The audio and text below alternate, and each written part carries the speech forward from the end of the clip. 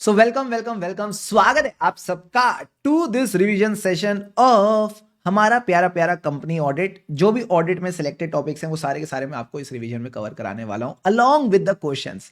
तो make sure आप video पे अपनी अटेंडेंस जरूर लगा दें, वीडियो को लाइक करके। एंड सर वीडियो पे लाइक टारगेट रखते हैं कितना, 200 लाइक्स का, और मुझे पूरा विश्वास है आप लोग अचीव करवा देंगे।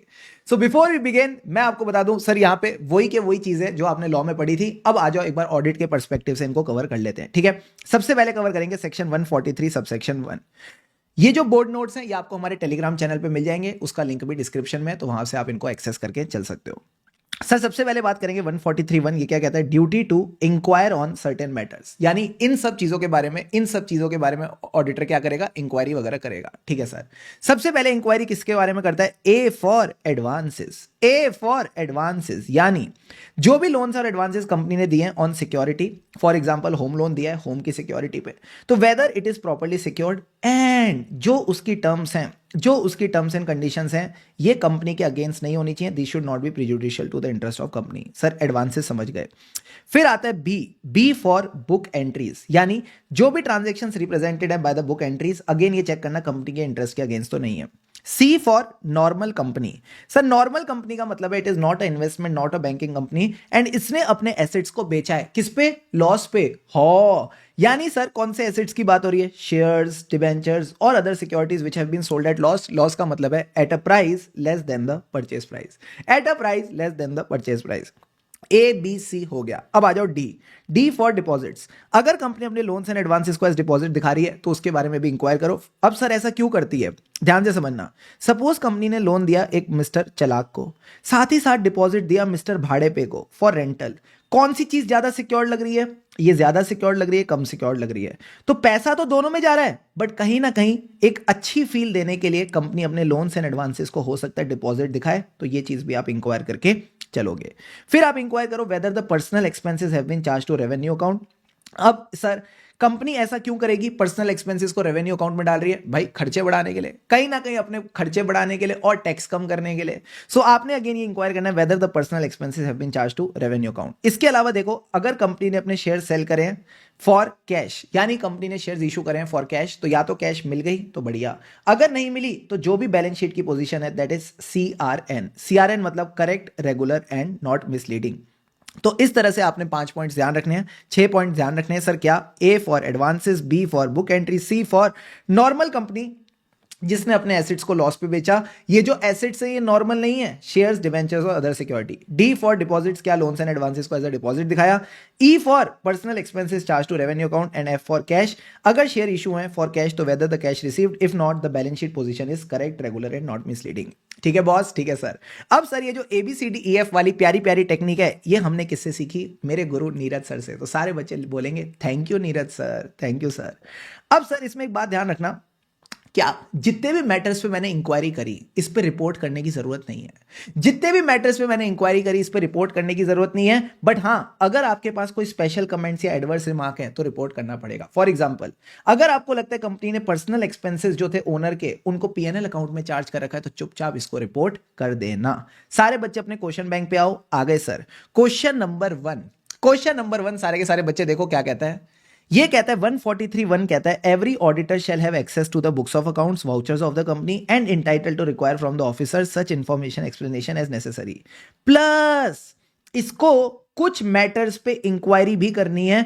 तो MTP सितंबर 24 ने पूछा कौन से मैटर्स हैं, कौन से मैटर्स है जिन पे इंक्वायरी करनी है। तो यहां से एक बार लास्ट रिवीजन कर लेते हैं इस टॉपिक की। सबसे पहले ए फॉर एडवांसेस, जो भी एडवांसेस है दीज आर प्रॉपर्ली सिक्योर्ड, और इसकी टर्म्स देखना prejudicial to the interest of the company नहीं है। B for book entries, again देखना प्रीजुडिशियल नहीं है। सी फॉर नॉर्मल कंपनी, यानी not a investment company, not a banking company, इसने क्या किया है, एसेट सेल करें। कौन से asset, share, debentures, other securities, sold at a price less than the cost price. ठीक है सर।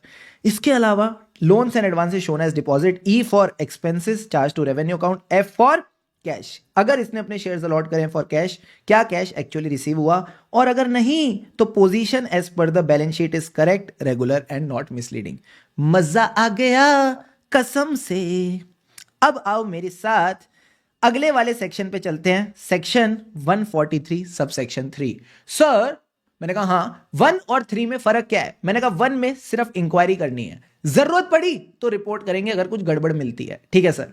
3 में पूरी की पूरी रिपोर्टिंग करना जरूरी है। अब सर यहां पे रिपोर्टिंग कौन कौन सी चीजों को लेके होगी, सारे बच्चे ध्यान से समझना। एक ऑडिटर क्या क्या चेक करता है, बुक्स ऑफ अकाउंट्स चेक करता है कंपनी की और ब्रांच की। तो ये कहता है सबसे पहले देखो क्या proper books of accounts maintained है बाय द कंपनी, और जो ब्रांचेस पे हम विजिट नहीं कर पाए उनका काम होता है समराइज रिटर्न्स भेजना कि भाई summary of the books of account, तो वो रिटर्न्स भी आप चेक करके चलोगे। ब्रांचेस वाला एक पॉइंट और कि सर ब्रांच का ऑडिट कौन कर सकता है, या तो कंपनी का ऑडिटर या कोई और। तो अगर किसी और ने किया है तो क्या उसने आपको अपनी रिपोर्ट भेजी, प्लस क्या आपने उस रिपोर्ट को कंसीडर किया। So whether the report on the branch account audited under 143(8) by a person other than the company's auditor sent to him, and किस तरह से उसने डील किया। और सर इन सब चीजों में अगर कुछ समझ में नहीं आता तो हम मैनेजमेंट से इंफॉर्मेशन एक्सप्लेनेशन मांगते हैं, बातें करते हैं। तो एक हो गई बुक्स, एक हो गई बातें। बातें मतलब whether you sort and obtain all the information explanation necessary, if not इसकी डिटेल्स बताओ क्या नहीं बताया और उसका इंपैक्ट क्या है फाइनेंशियल स्टेटमेंट पे। तीनों के तीनों पॉइंट डन डना डन डन। अब सर एक बात बताओ, अल्टीमेटली आप चेक क्या करने गए थे, फाइनेंशियल स्टेटमेंट, तो उस पर रिपोर्ट करो कि जो फाइनेंशियल स्टेटमेंट थे वो बुक्स के हिसाब से हैं, वो अकाउंटिंग स्टैंडर्ड्स के हिसाब से हैं, और अगर नहीं है, अगर आपको लगता है कोई भी क्वालिफिकेशन है, रिजर्वेशन है, एडवर्स रिमार्क यानी कोई गलती है, तो वो भी आप रिपोर्ट करके चलोगे। क्लियर है बेसिक बेसिक बातें, हाँ ये बातें बस आपको समझ के चलनी है। अब सर एक बात बताओ, इसमें स्पेशल पॉइंट्स क्या थे सर, ये रहा पॉइंट एफ और पॉइंट जी। पॉइंट एफ कहता है अगर आपकी कोई भी ऑब्जर्वेशन है या कमेंट है, किसको लेके, ऑन द फाइनेंशियल ट्रांजैक्शंस और मैटर्स जिसका एडवर्स इफेक्ट है कंपनी की फंक्शनिंग में, इसको भी रिपोर्ट करके चलो। फॉर एग्जांपल अगर कंपनी फेल हो जाती है to deduct the TDS on any payment to non resident, तो हम सबने सीखा है yes people, good morning good afternoon good evening से क्या सीखा है सर बीबी सर से कि 100% ऑफ द एक्सपेंसेस डिसअलाउड। क्या मैं बोल दूं कंपनी की बेवकूफी से इसको भारी नुकसान हो गया, 100% इसका खर्चा डिसअलाउ हो गया, यस और नो, यस सर। तो ऐसे केस में आपने बस सिंपल सी बात समझनी है, कभी भी कोई ऐसी फाइनेंशियल ट्रांजैक्शन और मैटर है जिसका एडवर्स इफेक्ट है कंपनी की फंक्शनिंग में, चुपचाप रिपोर्ट करके चलो, ठीक है सर। इसके अलावा अगर कंपनी का डायरेक्टर डिस्क्वालीफाई हो गया 164(2) में, सो डायरेक्टर 164(2) में डिस्क्वालीफाई कैसे होता है, दो केसेस में। अगर कंपनी नलायक हो जाती है, नलायक यानी कंपनी फाइल नहीं करती फाइनेंशियल स्टेटमेंट या एनुअल रिटर्न, कितने साल, 3 साल कॉन्जिक्यूटिवली, तो डायरेक्टर डिस्क्वालीफाई, काम ठीक से कर ही नहीं रहा, कंपनी संभाल ही नहीं पा रहा। या फिर कंपनी रीपे नहीं कर पा रही, सर क्या, अरे कॉल कर रहा है, कंपनी रीपे नहीं कर पा रही, सर क्या, डीडीडी। डीडीडी का मतलब है डन डना done done, no no no no no. DDD का मतलब है डिपॉजिट्स डिवेंचर्स डिविडेंड, सारे बोलो मेरे साथ, deposits debentures dividend, once more, deposit debenture dividend. या फिर डिवेंचर और डिपॉजिट्स का interest continuously for more than 1 year, यानी 1 साल या उससे ज्यादा हो गया और ये पैसा इसने रीपे नहीं किया, तो अगेन इस केस में क्या होगा, जो डायरेक्टर है 5 साल तक कंपनी का डायरेक्टर नहीं बन पाएगा, किसी और कंपनी का डायरेक्टर भी नहीं बन पाएगा। अब सर ये सब बारी बातें हो गई, सबसे इंपॉर्टेंट टॉपिक क्या था, I for internal financial control. I for internal financial control यानी आपने बस बताना क्या कंपनी के पास इंटरनल फाइनेंशियल कंट्रोल है तो क्या वो इफेक्टिवली ऑपरेट कर रहे हैं या नहीं। अब सर ये इंटरनल फाइनेंशियल कंट्रोल क्या वही कंट्रोल्स हैं जो हमारे फाइनेंशियल स्टेटमेंट से रिलेटेड होते हैं, हाँ ये वही कंट्रोल है, हाँ ये वही कंट्रोल है जो आप फाइनेंशियल स्टेटमेंट्स चेक करते वक्त देखते हो, controls which are relevant to the financial statement. अब ये जो रिपोर्टिंग है ना, सारी कंपनीज के केस में नहीं होगी, सिर्फ बड़ी कंपनीज के केस में होगी, क्योंकि छोटी कंपनीज में जो ओनर होता है वो ख्याल रख लेता है अपनी कंपनी। तो अगर आपको लगता है एक ही बंदा है यानी 1% company, this is not applicable, IFC reporting is not applicable. छोटी कंपनी है, small company, it is not applicable. और अगर कोई प्राइवेट लिमिटेड कंपनी है जो 2 कंडीशन सेटिस्फाई करती है 25 और 50 की, सर 25 क्या है, 25 is the borrowings, if the borrowings from the banks और financial institution is less than 25 crore during the financial year and turnover is less than 50 crore as per the last audited financial statement. तो 25 और 50 की अगर limit satisfy हो रही है तो भी इस पे आईएफसी रिपोर्टिंग नहीं लगेगी। इस पॉइंट को एमसीक्यू पॉइंट से याद रखना, ठीक है सर। अब सारे बच्चे खुश, मैंने कहा क्यों, 143(3) का लास्ट पार्ट आ गया अदर मैटर, जिसके बारे में बात करता है रूल 11 ऑफ कंपनीज कार मतलब ऑडिट एंड ऑडिटर रूल्स 2014। अब इसमें किस किस बारे में रिपोर्ट करना है, सारे बच्चे चार्ट पे देखो। सबसे पहले सर रिपोर्ट करेंगे कंटिजेंट लायबिलिटी पे, फिर प्रोविजन पे। कंटिजेंट लायबिलिटी यानी कंपनी ने इंपैक्ट दिखाया of the pending litigation on the financial position, ठीक है सर। प्रोविजन बनाया of all the material forcible losses कौन से लॉसेज हैं जो इनको लॉन्ग टर्म कॉन्ट्रैक्ट पे हो रहे हैं, इंक्लूडिंग डेरिवेटिव कॉन्ट्रैक्ट। हमने इसमें एक एग्जांपल भी पढ़ा था कि सर कुछ ऐसे कॉन्ट्रैक्ट्स होते हैं जहां पे परफॉर्म करने पे लॉस होता है 10 लाख का, अगर हम छोड़ दें, ब्रीच कर दे तो पेनल्टी लगेगी 5 लाख। तो चुपचाप हिसाब से प्रोविजन बना के चलना। इसके अलावा सर 2 डिविडेंड वाले पॉइंट थे, सी और ई, राइमिंग। सी और ई। सी पॉइंट कहता है कि सपोज अगर आपका पैसा अनपेड डिविडेंड अकाउंट में पड़ा है 7 साल तक, तो आपने क्या इसको investor education and protection fund में टाइम से डाल दिया। ठीक है सर। इसके अलावा जो भी डिविडेंड डिक्लेयर किया और पे किया एज पर सेक्शन 123, ठीक है। फिर आखिरी पॉइंट बात करता है ऑडिट ट्रेल की। ऑडिट ट्रेल में आपने बस 4 सवालों का जवाब देना है। ऑडिट ट्रेल है, ठीक है, कुछ नहीं हुआ और आगे भी हमारे पास रहेगी। सर ये है, ठीक है, कुछ नहीं हुआ, आगे का क्या मतलब है? तो अगर आप अपने नोट्स पे आओ तो ऑडिट ट्रेल वाले बस आपने 4 पॉइंट्स पे फोकस करना है। Company has used the accounting software, जहां पे ऑडिट ट्रेल है मतलब ठीक है, यानी operated throughout the year, कुछ नहीं हुआ, it has not been tampered, और आगे भी रहेगी यानी प्रिजर्व फॉर रिटेंशन। क्लियर है बॉस? क्लियर है सर। अब सर ये जो मसालेदार चीज थी ये तो आप स्किप ही कर गए। ये जो मसालेदार चीज थी तो स्किप ही कर गए, तो मैंने कहा मैं भी यही हूं, तुम भी यही हो, आ जाओ एक बार पॉइंट नंबर डी को पढ़ते हैं। पॉइंट नंबर डी को पढ़ने से पहले हमें 2 केसेस समझने पड़ेंगे। सर क्या, व्हाट इज द कॉन्सेप्ट? ये कहता है केस नंबर 1, जो आपकी क्लाइंट कंपनी है इसने फंड्स दिए किसको? Any person or entity including the foreign entity. जो ये फंड्स देती है इसको हम क्या बोलते हैं? फली। फली मतलब फंड्स एडवांस करे, लोन करे, इन्वेस्ट करे इन any person or entity including a foreign entity, जिसको हम बोलते हैं इंटरमीडियरी। सर इस अंडरस्टैंडिंग के साथ कि जो पैसा इसको दिया है ना, ये आगे देगी, किसको देगी? अनदर एंटिटी को, in the form of loan, investment, guarantee और सिक्योरिटी, जिसको बोलते हैं लिग्स। जिसको आखिरी में पैसा मिलता है उसको कहते हैं अल्टीमेट बेनिफिशियरी। अब एक बच्चा मेरे को आके बोलता है सर लॉजिकली ये पैसा डायरेक्टली इसके पास आना चाहिए था, ये वाया क्यों जा रहा है? क्योंकि यहां पे मनी लॉन्ड्रिंग या फ्रॉड हो रहा होगा, पक्का मनी लॉन्ड्रिंग या फ्रॉड हो रहा होगा। तो शेड्यूल 3 कहता है जब भी इस तरह की हेरा फेरी वाली ट्रांजैक्शन होती है इसको डिस्क्लोज करो in the notes to accounts. अब मैं एज अ ऑडिटर क्या करूं? रिटर्न रिप्रेजेंटेशन लो कि भाई नोट्स के अलावा ऐसी कोई ट्रांजैक्शन नहीं है, यानी जितनी ऐसी ट्रांजैक्शन थी नोट्स में डिस्क्लोज हो गई। ठीक है सर। इसी तरह से एक और कैटेगरी ऑफ ट्रांजैक्शन है जिसमें थोड़ी पोजीशंस बदल जाती है। अल्टीमेट बेनिफिशियरी वही रहता है, कंपनी इंटरमीडियरी बन जाती है और इंटरमीडियरी फंडिंग पार्टी बन जाती है। तो ये कहते हैं a person or entity including foreign, जिसको हम बोलते हैं फंडिंग पार्टी, इसने फंड्स दिए किसको? कंपनी को, विद अंडरस्टैंडिंग कि ये फर्दर लोन करेगी, इन्वेस्ट करेगी, गारंटी देगी, सिक्योरिटी देगी, किसको? अनदर एंटिटी को।